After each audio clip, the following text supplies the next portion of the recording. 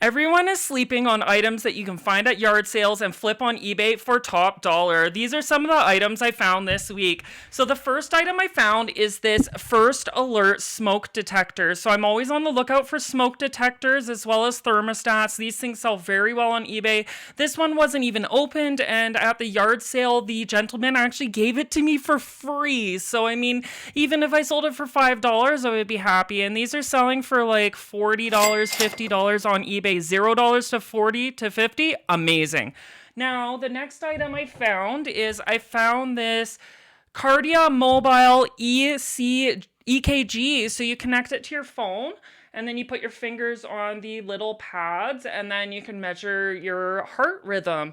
So they charged me $10 at a yard sale for this, and these go for around $80 online, a high sell-through rate, another fantastic pick.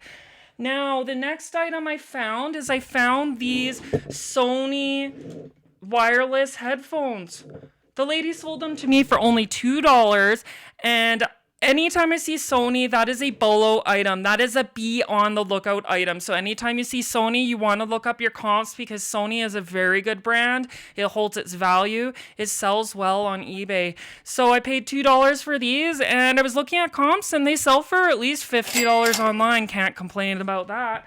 Now, at this other yard sale, I found this lady that was selling all sorts of Lego. Lego is a BOLO item, a be on the lookout item.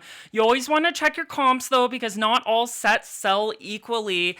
I tend to stay away from loose Lego. It is not my niche, but if there are sealed Lego packs or boxes, I do check those because those ones are so easy to ship. I don't need to count anything, and they make a good return on eBay, and they usually sell fast. But I got this whole bag of Ninjago stuff. These little Ninjagos, which are actually quite popular. And she even had the ones that had like the little magazines with them. And she was selling them for $2 a piece. But I bought so many of them. I spent like $50 on them. I gave her an offer for $50. So it worked out to maybe less than $2 an item for these. So even if I can sell them for $5, $6 on eBay each, I'll be quite happy with that. I'm always looking for a 3 times return on eBay. That is usually where you can make some profit after eBay fees and shipping and everything. You always want to look for triple the cost of what you paid for something when you're listing it on eBay. Otherwise, it's a bad buy. Now, the next item is I found this Sony, it's S-Air surround sound amplifier. The gentleman, he only charged me 50 cents for it. 50 cents. So, I mean, even if I made $5, I'm making a 10 times profit. These sell for around $40 online. 50 cents into $40. I just turned 2 quarters into 2 $20 bills. Like, can't complain. That's amazing. Okay, and last but not least, I found this Kobo H2O Aura e-reader. Now, originally, she wanted to charge $15. I offered her $10. She accepted. I asked her if she factory reset. You always want to make sure these are factory reset because I have run into issues where I cannot actually unlock the e-reader, and that makes it almost unsellable at that point. So I always double check that with the yard sale person.